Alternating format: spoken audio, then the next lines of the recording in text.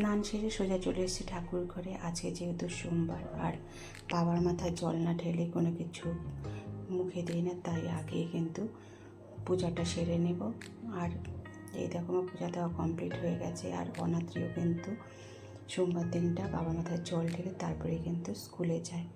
পূজা শেষ করে তারপর কিন্তু চলে গেছিলাম রান্নাঘরে। আজকে আমার জন্য করেছিলাম সকালে গ্রিন টি, আর তার সঙ্গে নিয়েছিলাম দুটো ডাইজেস্ট বিস্কুট।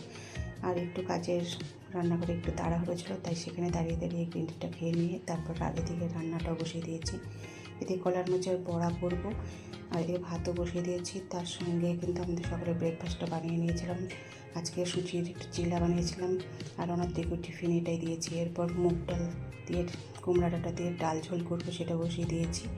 আর ডালটাও তো একটু সময় লাগে।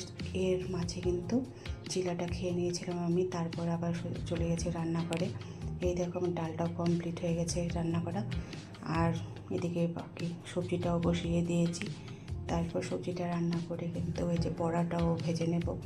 যে কলার মোচাটাকে সেদ্ধ করে নিয়েছিলাম সেটাকে কিন্তু চাল বাটা দিয়ে কিন্তু ভেজে নিয়েছিলাম। তারপর তোমাদের দাদার জন্য ভাতটাও বেড়ে নিয়েছি। আর দাদা যেহেতু আমের চাটনি পছন্দ করে না, তাই সবশেষে আমাদের জন্য একটু আমের চাটনিও করেছিলাম। এই ছিল আজকে একটা ছোট্ট ভিডিও। কেমন লাগলো? টাটা, বাই।